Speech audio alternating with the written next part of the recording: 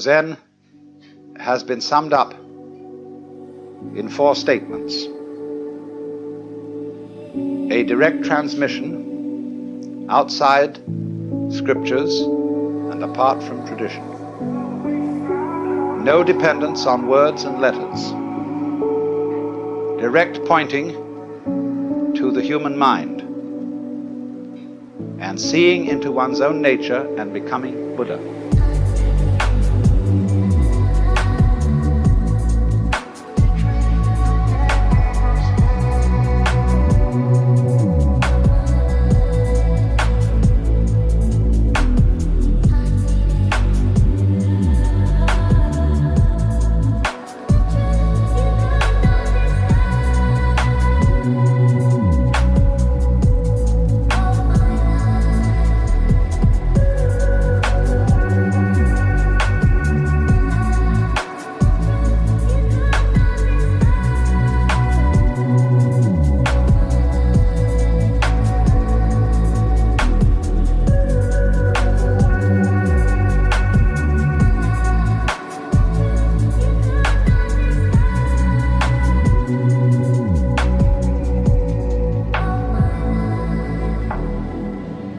Really does deal with a domain of experience that can't be talked about.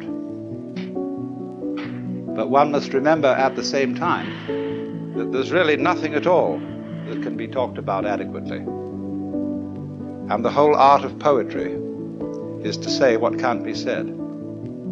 Every artist feels when he gets to the end of his work that there's something absolutely essential that was left out.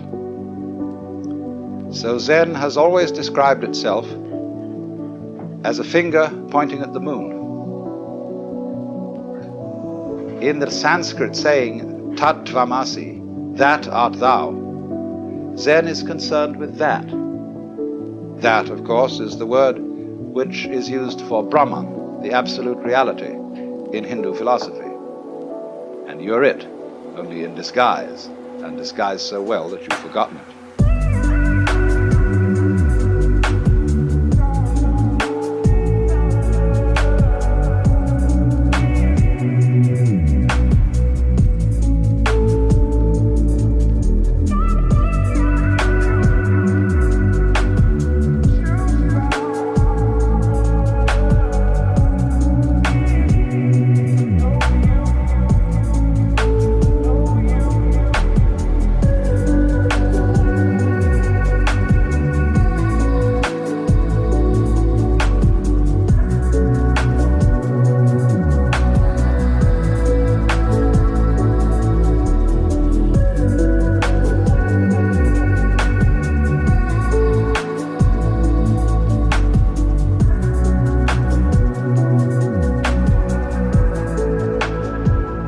But unfortunately, ideas like the ultimate ground of being, the self, Brahman, ultimate reality, the great void, all that is very, very abstract talk. And Zen is concerned with a much more direct way of coming to an understanding of that, or thatness, as it's called, tathata in Sanskrit. I think, first of all, the appeal of Zen lies in its unusual quality of humor. Religions aren't, as a rule, humorous in any way. Religions are serious. And when one looks at Zen art and reads Zen stories, it is quite apparent that something is going on here which isn't serious in the ordinary sense, however sincere it may be. The next thing I think that has appealed to Westerners is that Zen has no doctrines. There is nothing you have to believe, and it doesn't moralize at you very much. It's not particularly concerned with morals at all. It's a field of inquiry rather like physics, and you don't expect a physicist to discuss authoritatively about morals, even though as a human being he has moral interests and problems. But as a physicist, he is not a moral authority. Or if you go to an oculist or ophthalmologist to have your eyes adjusted, that is so you can see clearly. And Zen is spiritual ophthalmology.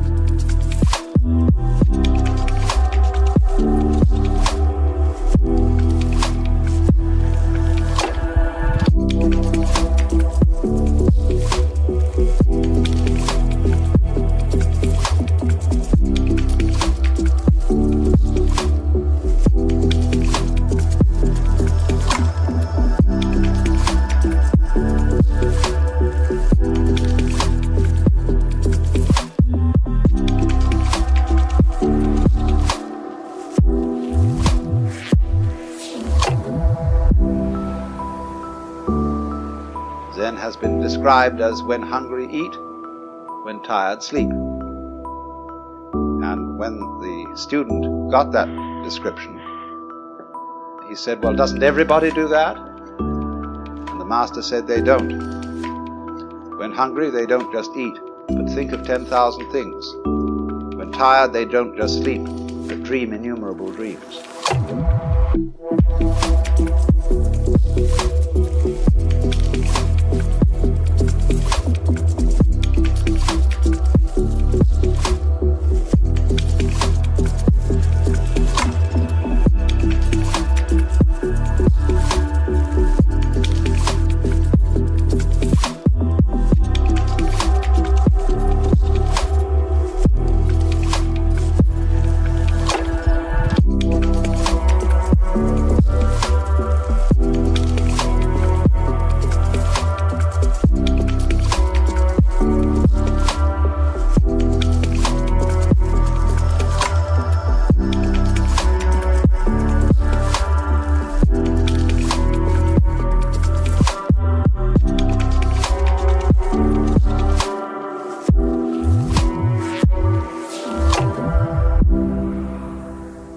The fascination of Zen to the West is that it promises a sudden insight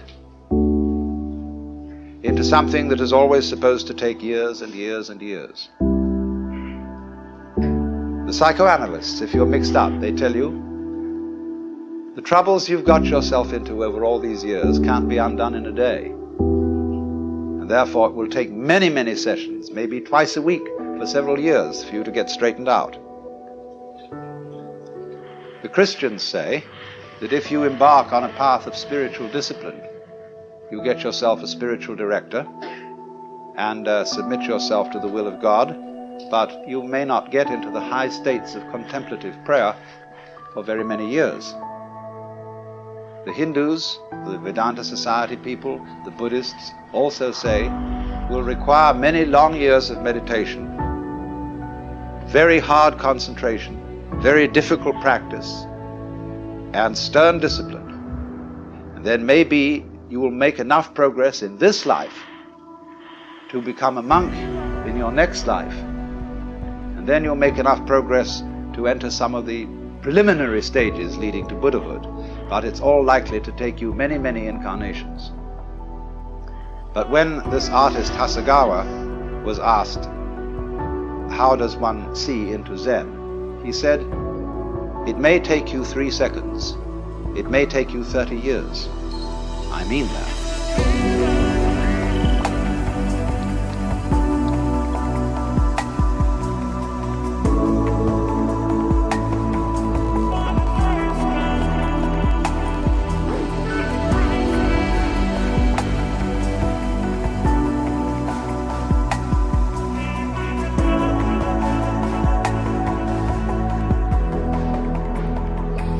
This book called the Mumonkan, which means the gateless gate, contains such stories as the student, I say student rather than monk, because Zen students are not monks in our sense of the word monk. Our monks take life vows of poverty, chastity, and obedience. And to make the grade, you're expected to spend your whole life in the monastic state. But I call the Zen monk a student because he's more like a student in a theological seminary. He may stay much longer than the usual 3 years. He may stay 30 years or so. But it's always possible for him to leave with dignity and to graduate and to go into lay life or become a regular priest who keeps charge of a temple, can get married and have a family. And only very few graduates of the Zen monastery become Roshi. That Roshi means simply old teacher. That is the man in charge of the spiritual development of the students. So one of these students in the book says to the master Joshu, "I have been here in this monastery for some time and I've had no instruction from you." The master said, "Have you had breakfast?" "Yes." "Then go wash your bowl." And the monk was awakened.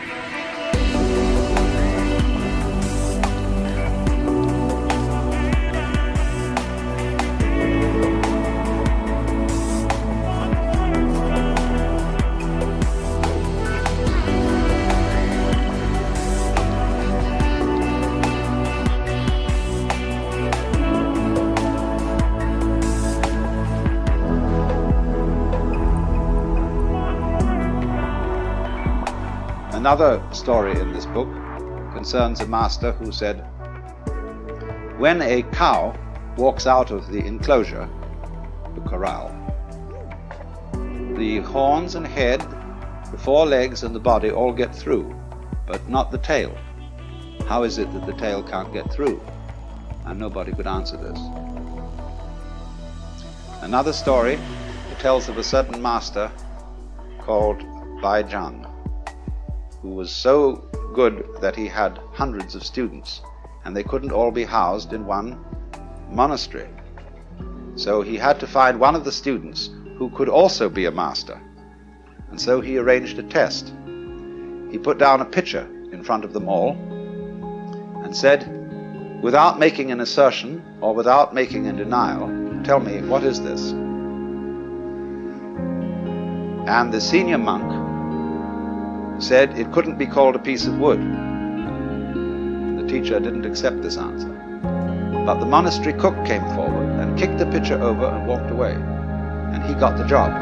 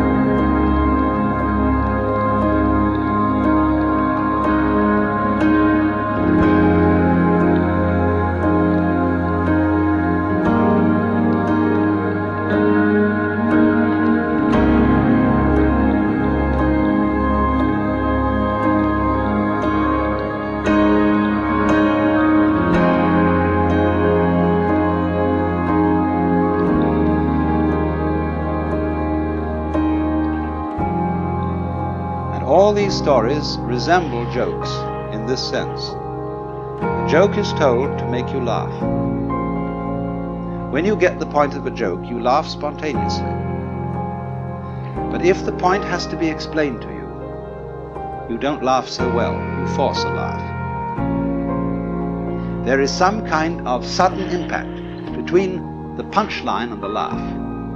And so in exactly the same way with these stories, there is expected to be something else than laughter, which is sudden insight into the nature of being.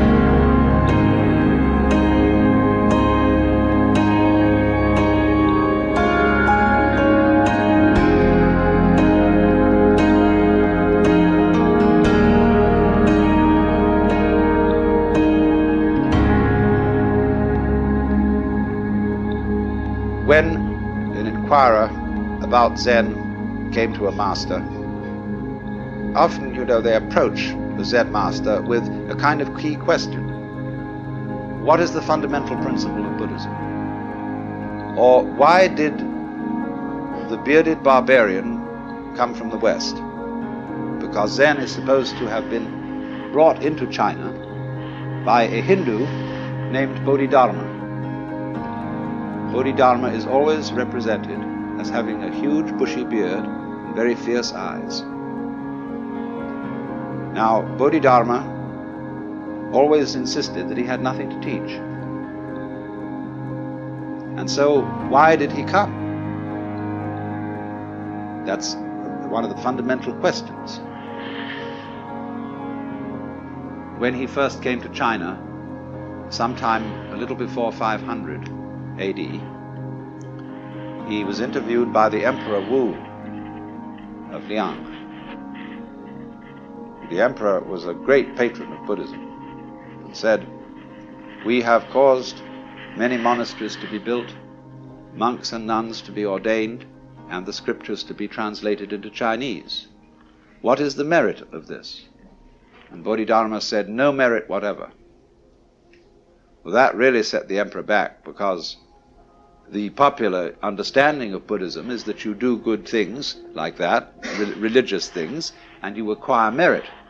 And this leads you to better lives in the future, so that you will eventually become liberated. And so he was completely set back, so he said, well, what is the first principle of the holy doctrine?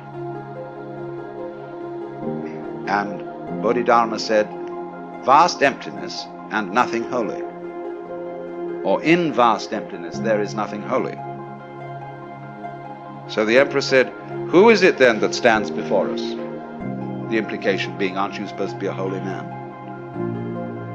And Bodhidharma said, I don't know.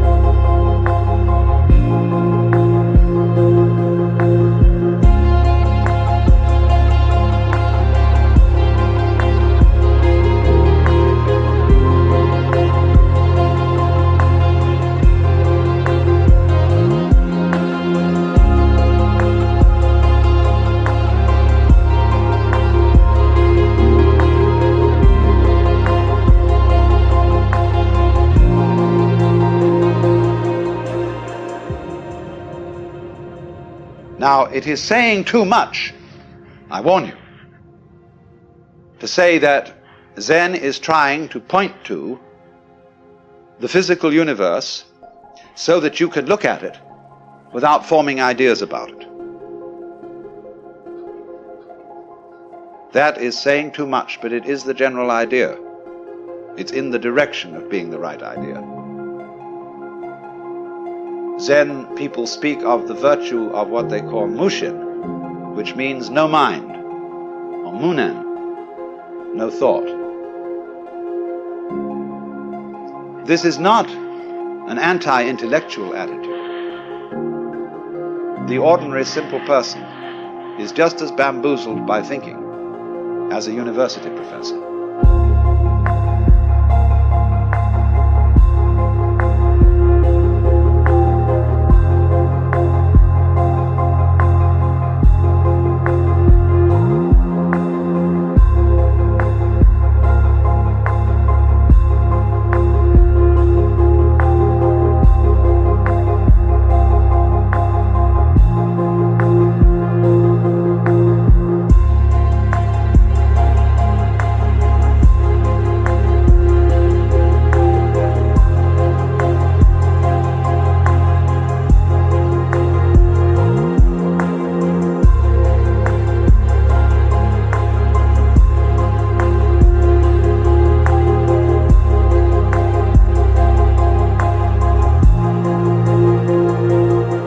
You can think intellectually in a no-think way. That's the art. It doesn't mean not to have any thoughts at all. It means not to be fooled by thoughts, not to be hypnotized by the forms of speech and images that we have for the world, not to be hypnotized by them into thinking that that is the way the world really is. So if I say this is a fan, it isn't. To begin with, fan is a noise, and this doesn't make the noise fan. But it can be many other things than a fan. It could be a back scratcher. Very well. All sorts of things. Don't let words limit the possibilities of life. Actually, this fan has an inscription on it written by a Zen master who is 100 years old. And it says,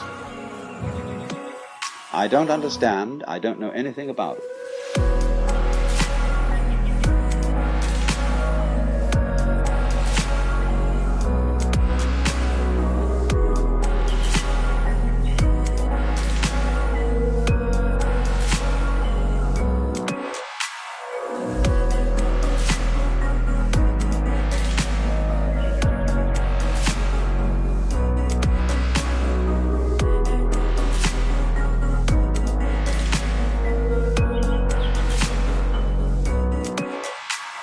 So anybody who says that he knows what Zen is a fraud.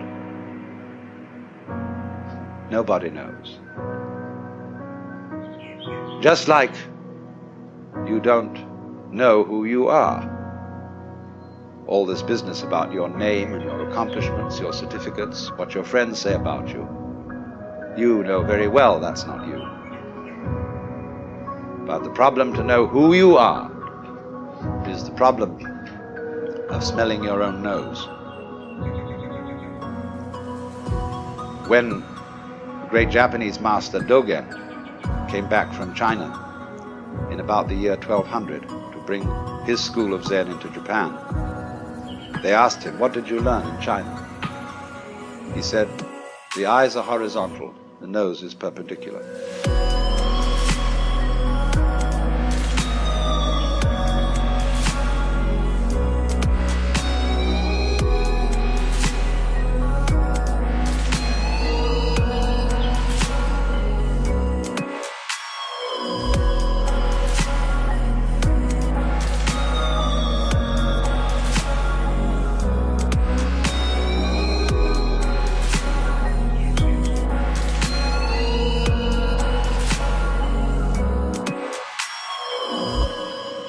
So you see, it is this kind of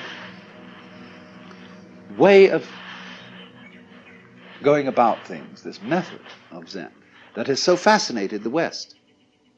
And everybody who reads about Zen wonders if somehow, you see, this understanding is right under your nose. You know how it is, sometimes you get a crowd of people to come into a room, and you put something in the room that's absurd.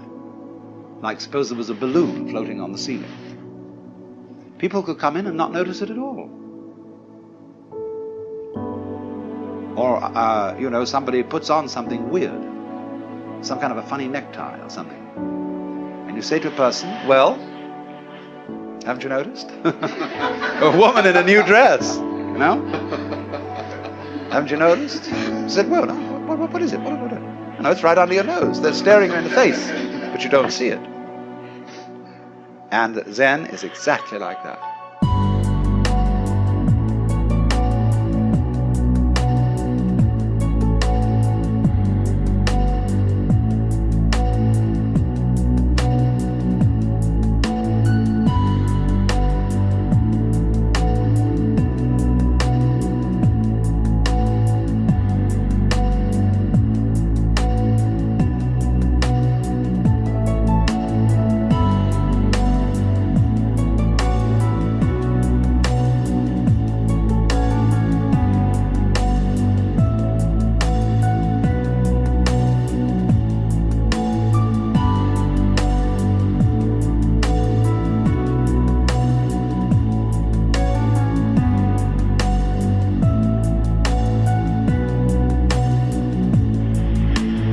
It is very obvious.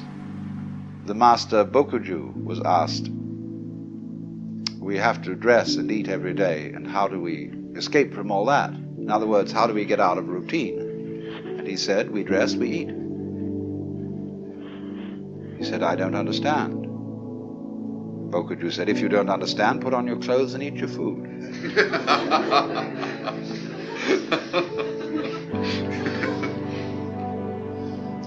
Another Zen master in quite recent times was interviewing a student. You see, all these stories I'm telling you are connected, and what I want you to do is to grasp intuitively the connection. Was interviewing a student, and he said, get up and walk across the room. He got up and walked and came back. He said, where are your footprints?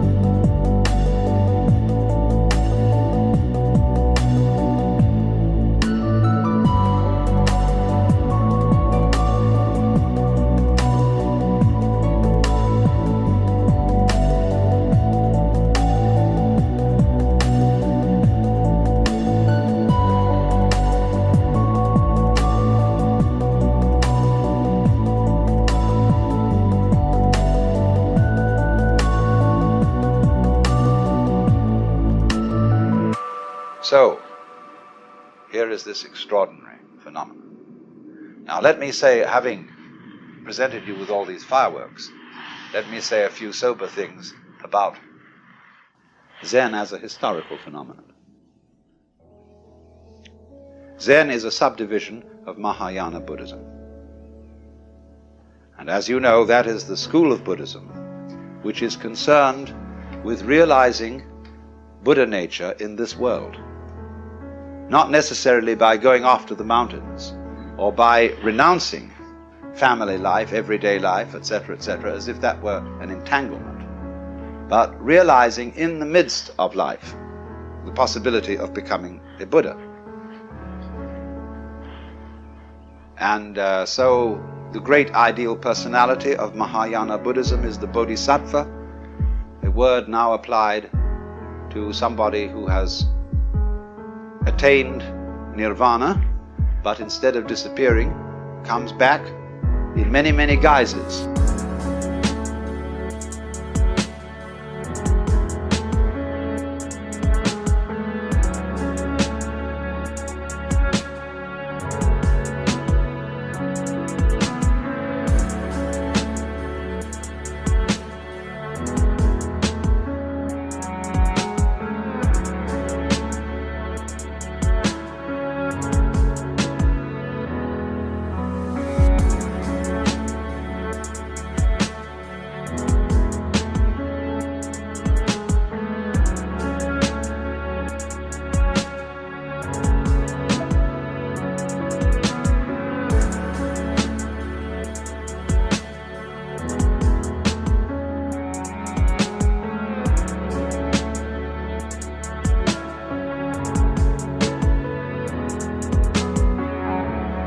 Zen is Mahayana, Indian Mahayana Buddhism, translated into Chinese, and therefore deeply influenced by Taoism and Confucianism. Zen monks brought Confucian ideas to Japan.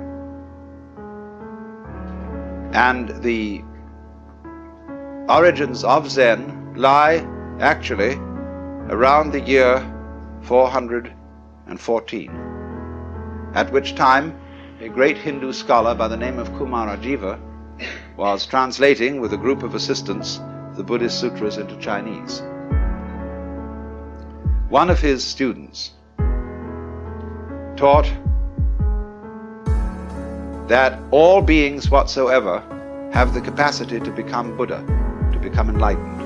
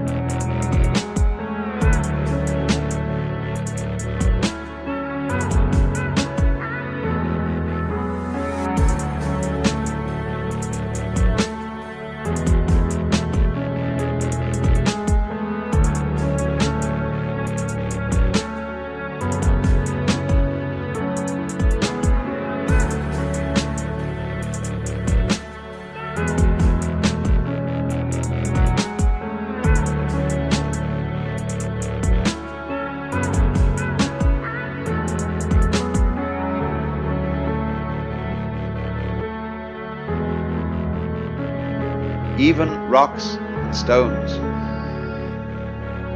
and that even heretics and evildoers have the Buddha nature or Buddha potentiality in them. And everybody said he was a dreadful heretic. But then a text called the Nirvana Sutra came from India, which said precisely that. So everybody had to admit that this man was right. He also began to teach that awakening must be instantaneous. It's a kind of all or nothing state. I don't mean that there aren't degrees of its intensity, but once you see the principle, you see the whole thing. As they say, when the bottom falls out of the bucket, all the water goes together.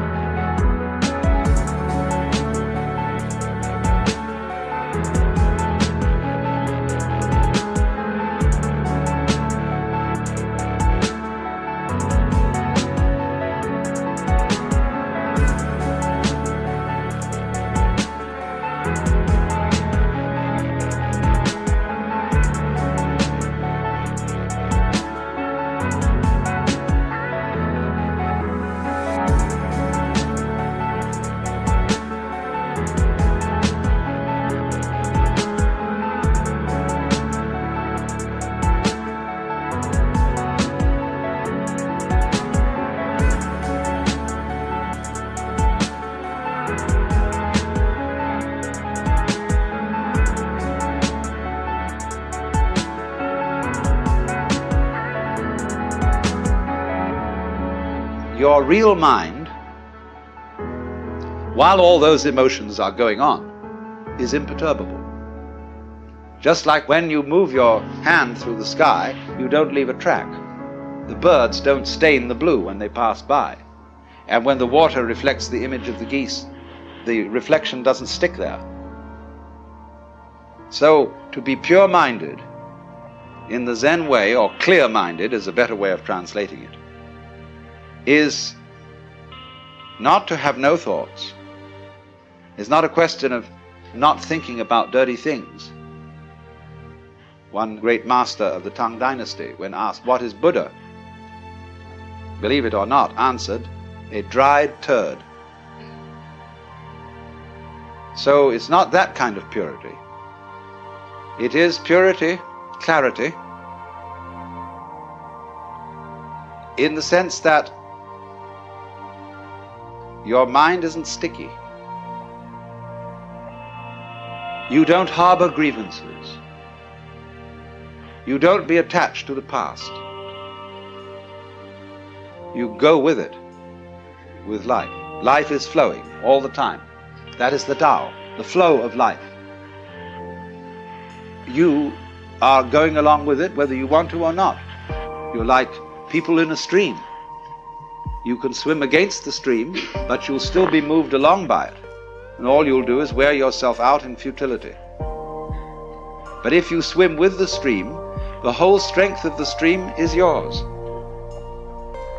Of course, the difficulty that so many of us have is finding out which way the stream is going. But suddenly, as it goes, all the past vanishes. The future has not yet arrived. And there is only one place to be, which is here and now.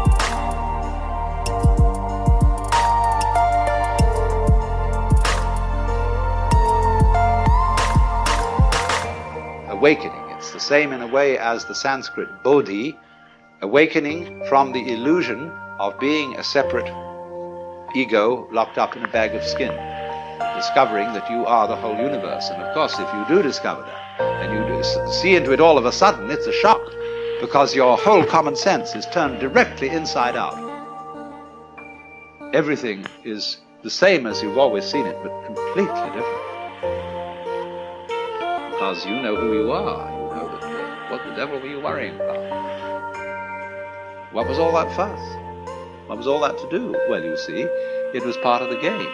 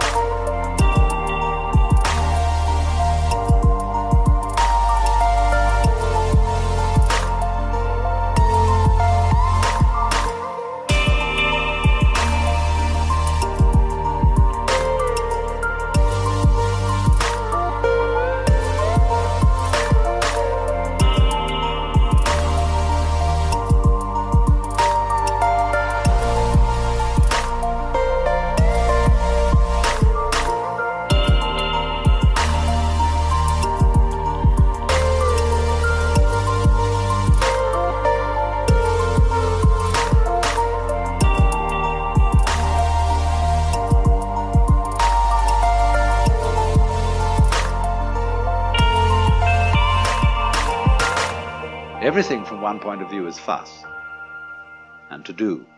To do. What is there to do? But when you wake up, you see, and discover that all this to do wasn't you, what you thought was you, but was the entire works, which we could just call it, that you're it and it is it, and everything is it, and it does all things that are done, then that is a great surprise. But it sounds tasteless. It sounds empty. It sounds void. Because if I say, well, you're all it, that is a statement without the slightest logical sense. Because we don't know what is it unless there's something that isn't it. But if it's both all ises and all isn'ts, then we can't think about it. Nevertheless, it is highly possible to see that that's so, in a way that's so vivid it brings your heart into all your five mouths.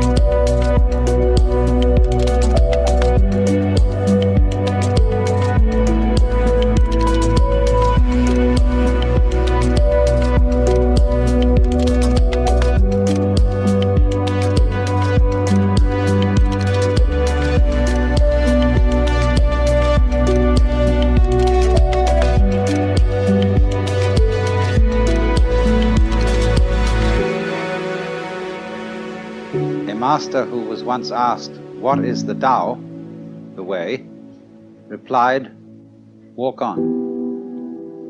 Actually, go. As we say, go man, go. Go, go. And it is this aspect of Zen which is what is truly understood by detachment, or having a mind that isn't sticky and that isn't stopped at any point in its whole working. To be stopped at a certain point is what is called having a doubt, as when one fumbles or wobbles or hesitates about something, trying to find the right solution for the circumstances by thinking it out in a situation where there really is no time to think it out. So that when a Zen teacher asks his disciple a question, he expects an immediate answer, as it were, without thought or premeditation.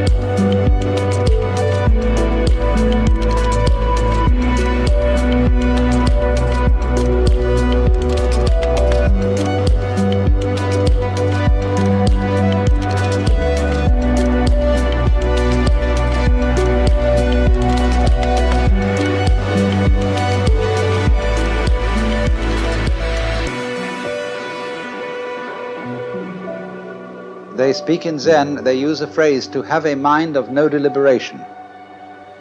And they also speak of a kind of person, a man who doesn't depend on anything. That is to say, on a formula, on a theory, on a belief to govern his action.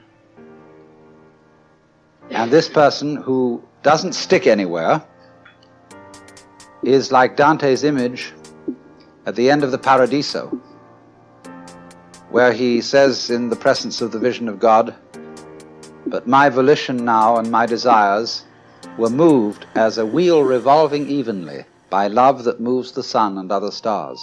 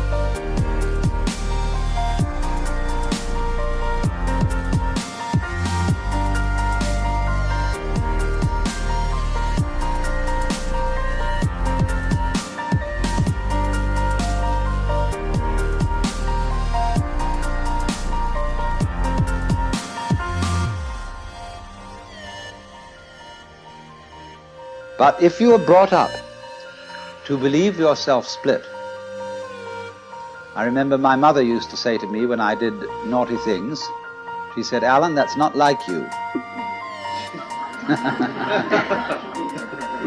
So I had, some conception of what was like me in my better moments, that is to say, in the moments when I remembered what my mother would like me to do.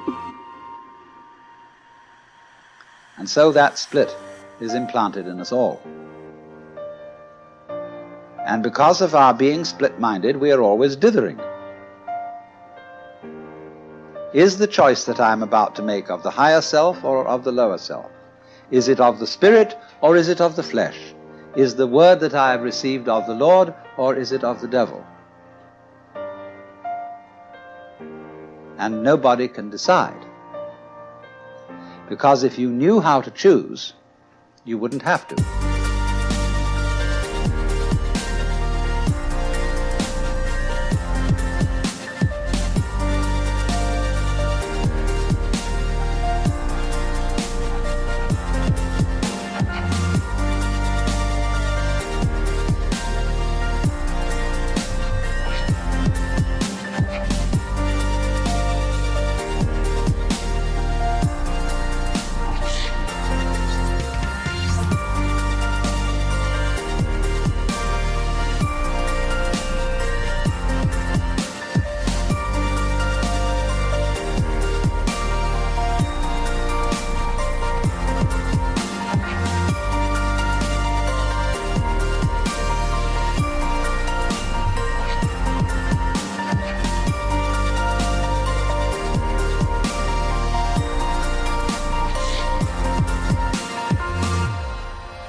So, it is important to overcome split-mindedness, but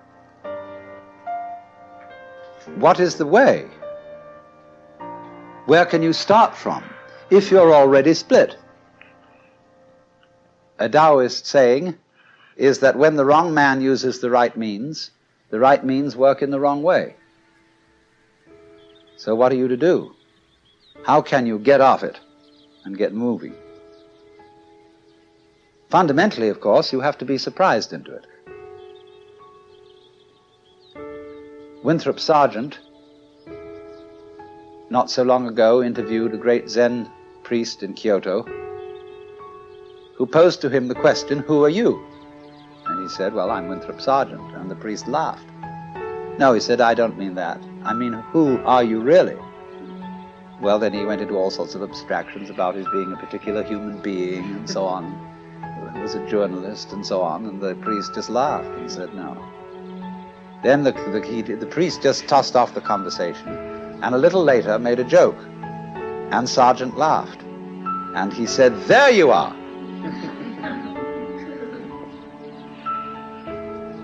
There was an army officer who once came to a Zen master and said, "I have heard a story about a man who kept a goose in a bottle, and it was growing very rapidly, and he didn't want to break the bottle and he didn't want to hurt the goose, so how would he get it out?"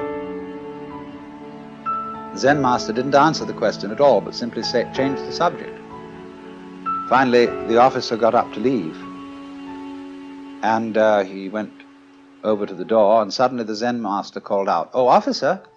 And he turned around and said, "Yes?" The master said, "There, it's out."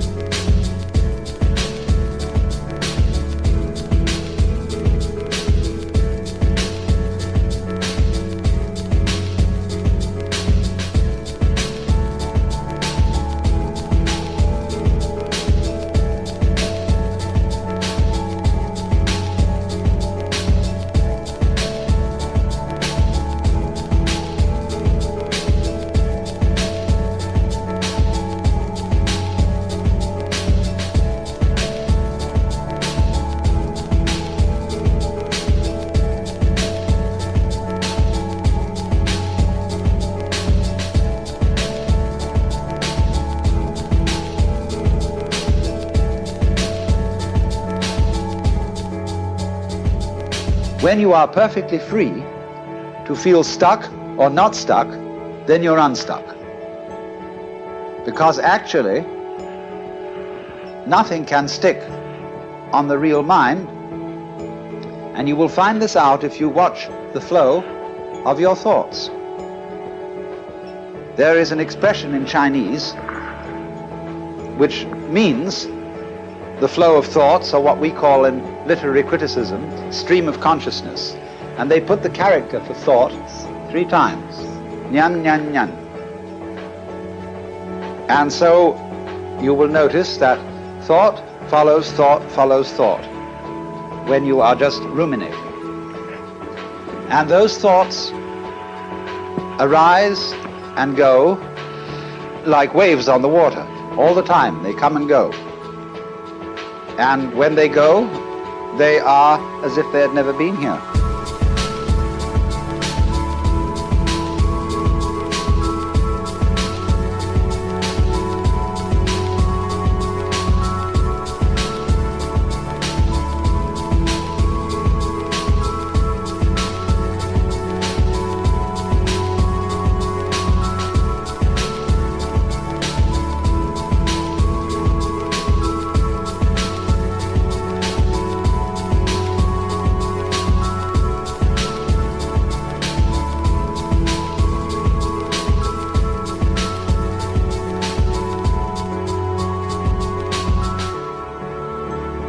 And it is from this connecting of thoughts that we get the sensation that behind our thoughts there is a thinker who controls them and experiences them. Although the notion that there is a thinker is just one member in the stream of thoughts. And we use such absurd phrases, not only as thinking our thoughts, but feeling our feelings, seeing sights and hearing sounds. But you must understand, it is perfectly obvious that seeing a sight is seeing, hearing a sound is hearing, feeling a feeling is feeling.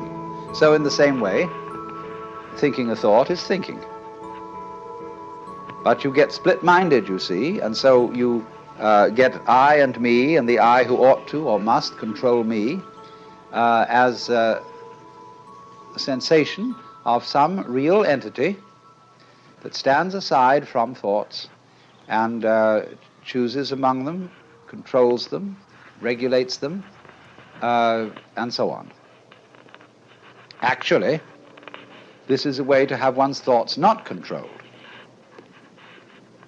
The more there is this duality of the separate thinker standing aside from the thoughts, the separate feeler watching or feeling the feelings, the more the stream of feelings is coaxed into self-protective activity, into getting more and more like a stuck record, the purposes of which are to protect and to aggrandize and enlarge the status of the supposed thinker.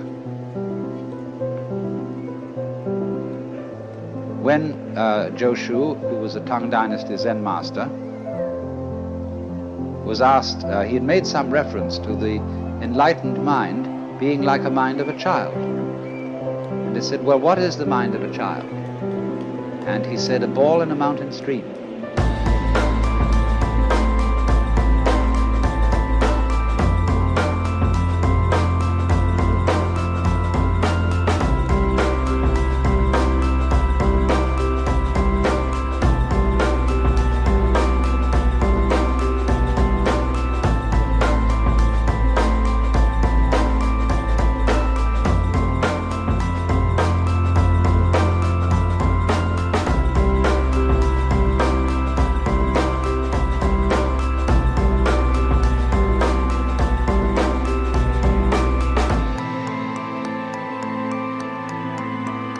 That is exactly what happens in the process of attachment, or what are called in Buddhist klesha, which mean disturbing confusions of the mind. And you see, this kind of confusion is something to which the human organism is peculiarly liable, because the human organism has language, you see, thinking is silent language. And I mean language in the most inclusive sense of the word, not only words, but also images and numbers, notation.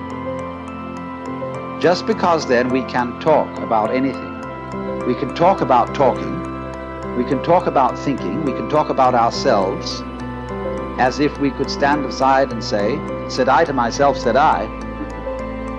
All we are actually doing is making a second thought, or thought stream, which comments on the one that went before, and then pretending that the second stream is a different stream than the first.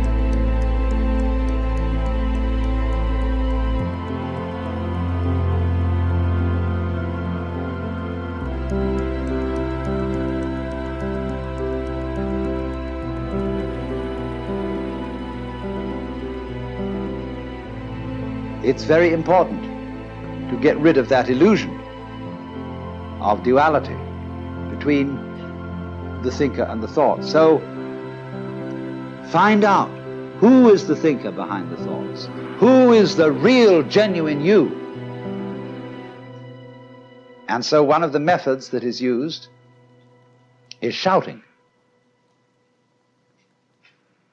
The Zen master would say to a student, now, I want to hear you. I want to hear you say the word mu and really mean it. Because I want to hear not just the sound, but the person who says it. Now produce for me that. He says, mu! And the Zen teacher says, no, no, not yet. Mu! And it says, it's only coming from your throat. I want to hear your belly. No? And always, you see, it'll never come while the person is trying to make a differentiation between a true move and a false move.